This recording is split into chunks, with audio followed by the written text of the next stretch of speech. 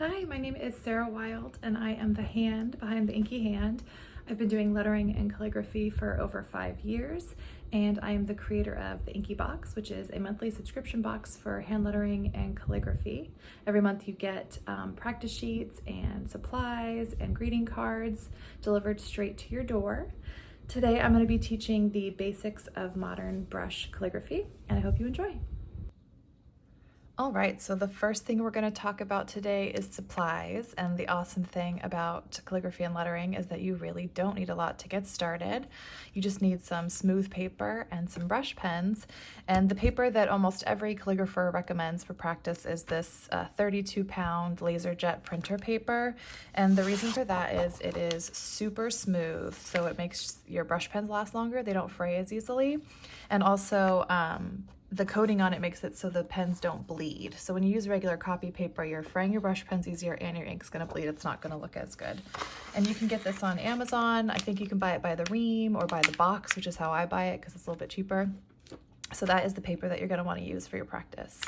And as far as pens, I recommend the Tombow Funosuke brush pens for beginners. They're nice and small, so they're easy to control, and they come in hard tip and soft tip.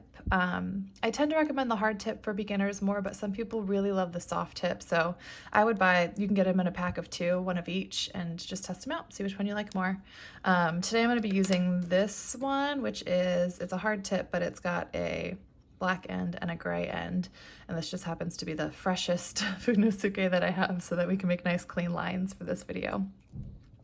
When you're ready to graduate to larger brush pens, the be-all end-all for me is the Caron Brush Marker Pro. These are pretty resistant to fraying, which is important when you're a lefty like me because we fray brush pens a lot easier and quicker. There's a ton of ink in here. It just writes really well.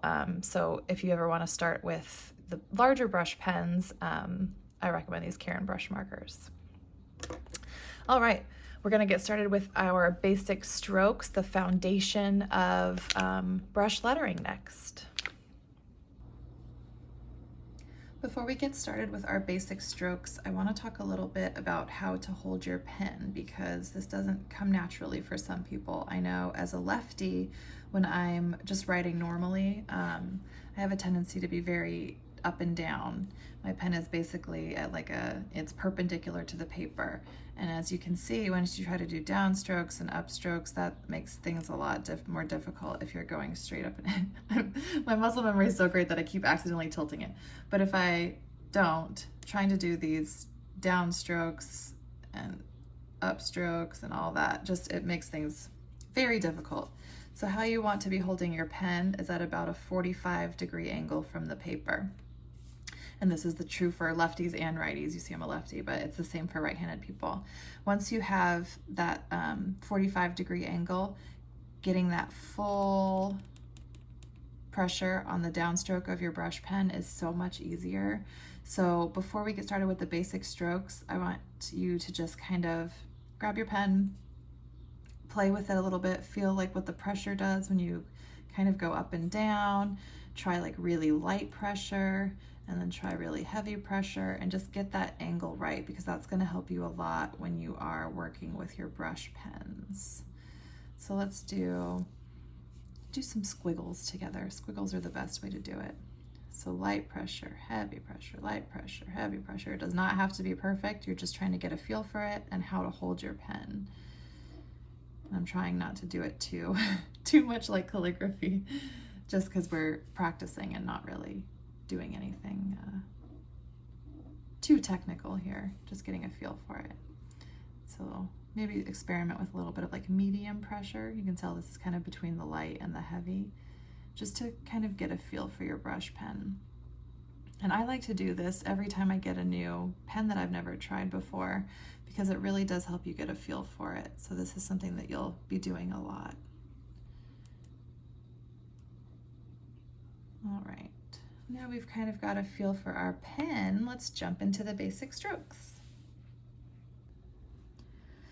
All right, so these are the basic strokes that you will be using to make pretty much all letters. And this is a free download. You can get it at theinkybox.com/basic strokes. And you don't need it to follow along right now, but it would be nice to have later as you continue your practice. But for now, you can just follow along on a regular piece of paper. So this first stroke is called an upstroke, and it's arguably one of the hardest ones to get down. You start at the bottom and work your way towards the top using as little pressure as possible on your brush pen. And you have to go slow. It's tempting to go quicker because sometimes your strokes can be less shaky if you go quicker, but it doesn't do you any favors in the long run. That one was pretty shaky. As you get the muscle memory going better, and once you get kind of warmed up, your upstrokes will be less shaky. And you'll get that muscle memory, and that makes it easier to do this consistently. So just practice those until you start to feel comfortable with them. Remember, going slowly. Even I right now am probably going too fast.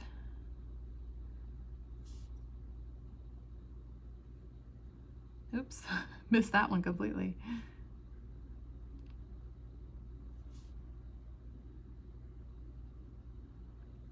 All right, and that is the upstroke. All right, the next stroke is the downstroke, and this one is a million times easier and pretty much the exact opposite of the upstroke. You're gonna start from the top, move your way down, using as much pressure as you possibly can on your brush pen. So this one's a lot easier. And don't worry about being too hard on your brush pen. They're made to withstand a lot of pressure, so you're not gonna hurt it by going as thick as you possibly can. So we're just gonna go through and practice these till we start to feel comfortable with them. You'll probably feel comfortable with them a lot quicker than you did with the upstroke. It's important to know both, as you can see on the next one, because we're gonna combine them.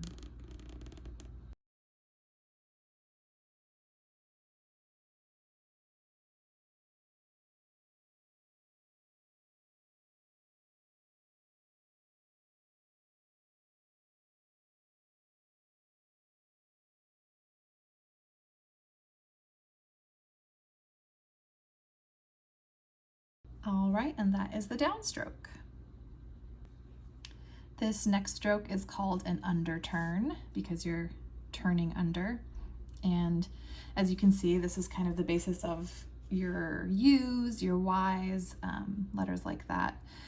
So what we're gonna do with this one is combine the hard pressure of your downstroke and ease into the light pressure of the upstroke. I'll show you what that looks like. And you're gonna be tempted to switch pressures right where it looks like the pressure is switched, but you're actually gonna ease up right around here a little bit earlier so that you get that nice gradual transition. I'm shaky right now. So just practice these. This one, as you can see, it's getting harder as we move along, but all it takes is a lot of practice and you'll get that muscle memory in no time.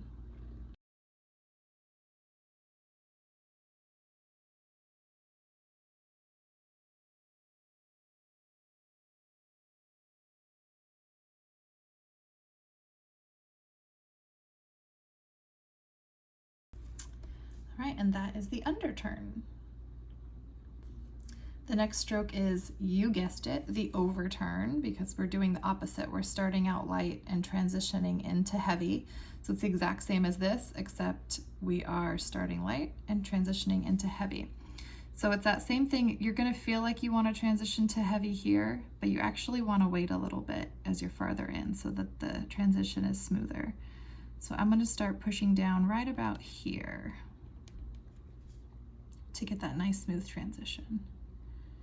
Right about there. Oops, my paper moved. And you'll notice this little gap right here. That is because I'm a lefty and this pen does something weird when I try to do that overturn, but if you're a righty, you should not have that problem. So light pressure, transition into heavy. And we're going to practice that until we start to feel comfortable with it.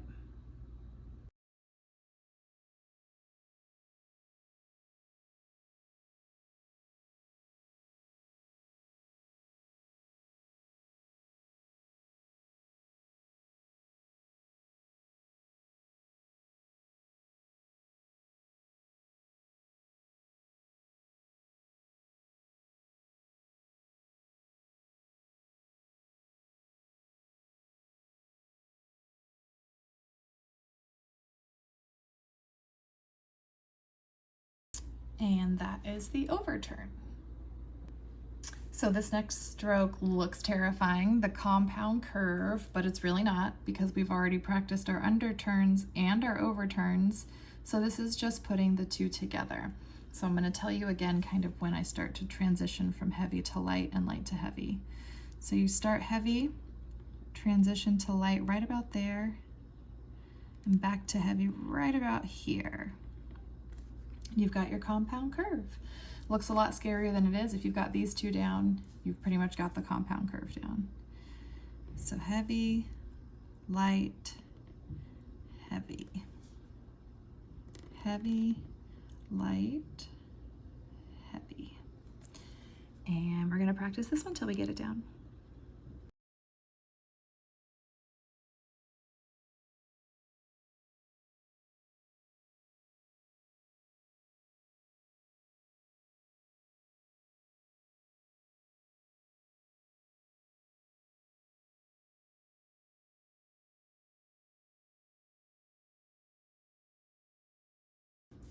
All right, and that's the compound curve.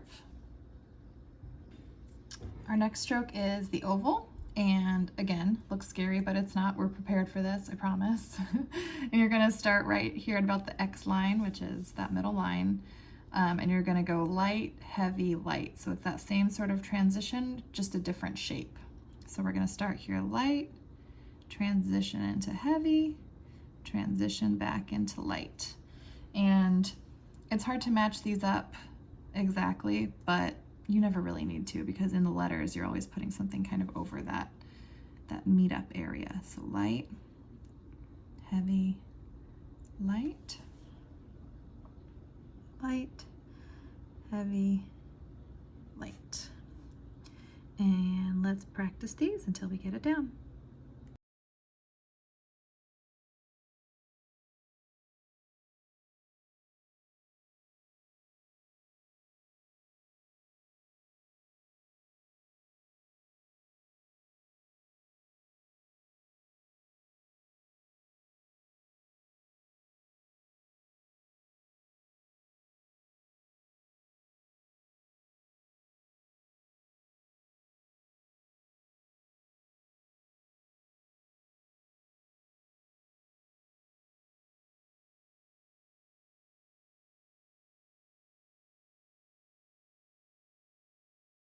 All right, and there's the oval. All right, so the next stroke is the ascender, and you can kind of see what this is for. It's for your kind of your H's and your B's, anything that goes up above the line when you're writing it. So this is like the oval, just a different shape, but the same principles apply. You're going to use light pressure and transition into heavy pressure. So we're well equipped for this after practicing all the other ones. Light pressure into heavy pressure. So let's practice this one and get it down.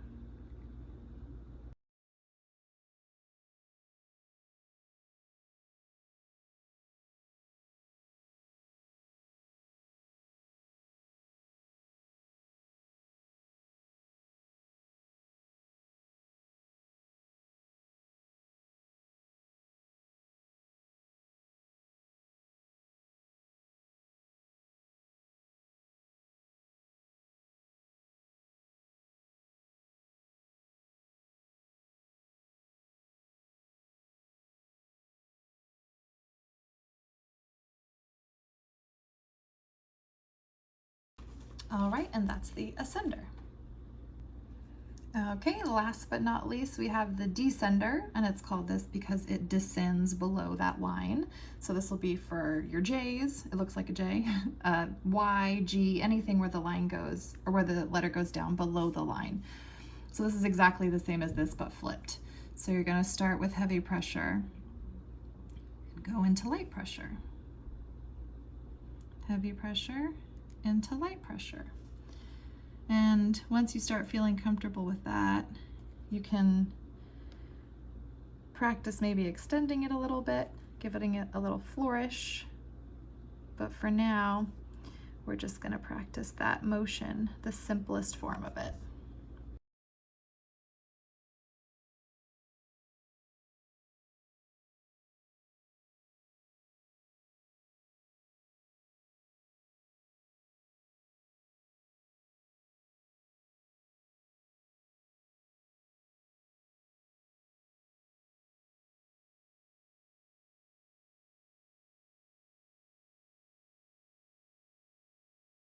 And that is the descender, and that is all of the basic strokes. So these are basically the building blocks of every letter. There are some weird outliers, but we'll go through all of those, like X and Z, where you use sort of a amended version of these strokes. But once you've got these down, you are good to go and ready to start lettering real letters, which is what we're going to do next. It is the moment we've all been waiting for. It's time to make some letters. Now that we've got our basic strokes down, this is going to be 1,000,000 times easier. I'm just going to go through letter by letter, and we'll talk about which of the basic strokes make up that letter, and I'll show you what it looks like. So we're going to start at the beginning with A.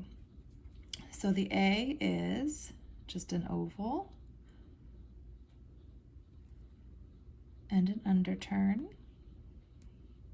Easy peasy. Your B is just an ascender. This is where it gets a little tricky. The bowl of this B is going to be kind of a backwards oval. So you're going to start at the bottom and just make an oval the other way. Your C is an oval just kind of with the middle missing. So instead of starting in the middle, you're going to start up a little bit higher, make your oval, and then just don't connect it. Your D is basically just the opposite of a B. You're going to do an oval and then an ascender with a little bit of an underturn at the bottom to connect it. The E, I guess is basically an oval, except you've got to make that middle bar. So you've got to start here, and then basically you're just making an oval. The F is basically a combination of an ascender and a backwards descender. So the beginning of it is a pretty simple ascender, and then when you get down to the bottom, it's basically a backwards descender, and then a little stroke to connect it. G is super easy. That's just going to be an oval with a regular descender. H is easy. We've got an ascender and a little bit of a compound curve, which you mastered earlier. I is just an underturn with a dot. J is just a descender with a dot. Now K gives a lot of calligraphers a lot of guff. So I'm going to show you two ways to do it, and you can figure out which you prefer. The first stroke is always going to be very easy. The first stroke is just a downstroke. So you can come up from the bottom and you can make kind of a modified oval. So that was light pressure into heavy pressure, and then kind of do like medium pressure on your downstroke. If it's too heavy, it's not going to look quite right. The whole letter will look a little bit heavy. The way that I prefer to do it is a little more modern and kind of bouncy and fun. I do your downstroke, and then again with that kind of medium pressure, medium weight, this little downstroke, and then this little downstroke. So that's 2 ways that you can make a K. And once you get the hang of them, K will be one of your favorite letters, I promise, but it's kind of a pain at first. So L is much easier. L is just an ascender with a little bit of an underturn. M is a downstroke, an overturn, and another overturn. A little bit of a compound curve as you do that upstroke to connect it. Your N, same thing, except just with one overturn or compound curve. O, we're born for this. We already know the oval. I'm going to show you a couple ways to connect the O. So when you go to your next letter, you've got to figure out some way to get this O over there. So one of my favorite ways to do it is to hide this little connector right here where we didn't quite match up. You can just extend that out and then you're ready to connect. Or some people use that little connector and they come all the way around to connect. You can mess around with the O and see which one you like the best. But there's a lot of stylizing opportunities with the O. The P is just a downstroke, and like we did with the B, this kind of backwards oval, you're going to start from the bottom and go this way. And to connect it, you can either do a stroke out, or once you get a little more advanced, you can bring it up like that. That's kind of a intermediate technique. The Q is pretty simple. It's just an oval. And we're going to do that kind of same way we did with the F, this kind of backwards descender. And then a stroke to connect it. R is pretty simple. It's just connecting it that's difficult. So the R is just an upstroke. And then we do a little mini downstroke and another downstroke up to connect it. Or alternatively, some people like to do an upstroke into a tiny little oval and then a downstroke. The problem comes with connecting this to other letters because you have to know it's coming. You can't just kind of wing it. So let's say we're doing Q to R. You've got to do your Q and your little descender. And then when you do this connecting stroke, it's got to connect into this R. So you've got to go all the way up and then finish your R. So that's where the R is a little tricky, and the S you'll see as well is the same thing. So you've got an upstroke for your S, and then this is just kind of a, I don't know, curvy downstroke. And then you ease up on the pressure a little bit, and you can connect it with that stroke. Or like with the P, you can get a little more fancy and do it that way. Some people also do S's with kind of without this connecting stroke. So they'll do, let me see, I'm trying to think of a word that we can do this with. Let's do L and S. So we'll do L and then extend that over, and instead of doing this kind of cursive looking S, they'll do almost like a print S and just connect it that way. So that's another option too. T is super easy. T is just a longish underturn and then you cross it. And T is also a fun opportunity to get a little more stylized. You can do, a lot of people you'll see do this sort of swoopy crossbar. U is very simple. It is a straight up underturn and then another little underturn. V is a letter that sort of gives some people some trouble, especially with connecting it. So you've got a pretty simple downstroke. It just needs to come in a little bit towards the middle. And then you'll do an upstroke.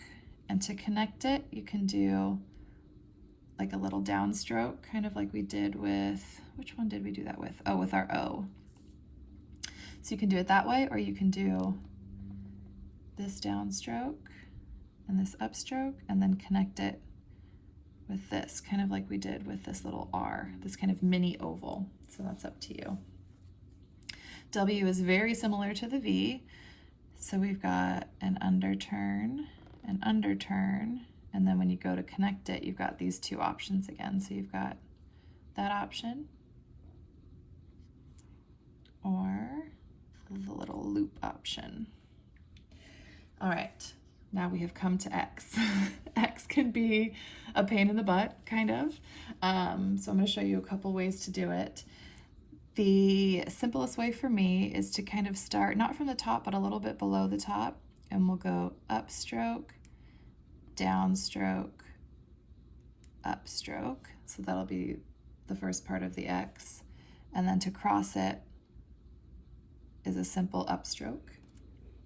So this is a lot like the R and the S, where if you've got an X, you've got to anticipate it because it's gonna connect in kind of a weird way.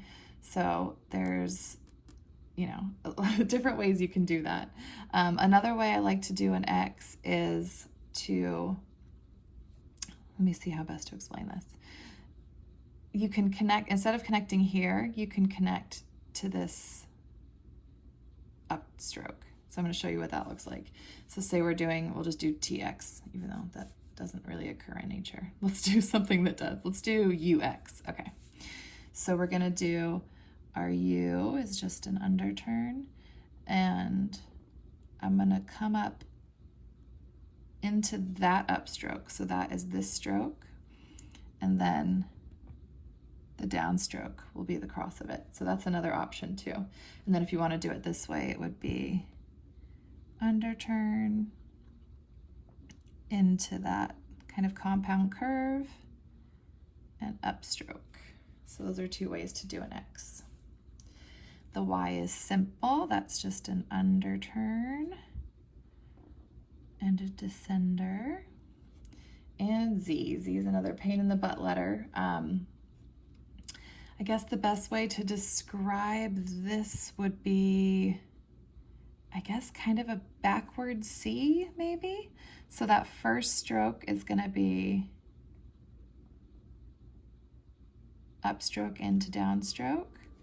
And then this one is downstroke, upstroke. So I guess kind of a modified, you see it's similar to this descender, it just has to pop out a little bit to get that Z shape. And this can be a tricky one to connect to because you have to, like some of the other ones, you really have to think ahead and know that it's coming. So if you want to do, let's do AZ. So you've got your A, and then when you come up, this upstroke needs to come into the Z. So that's something that takes a lot of practice, but you'll get it.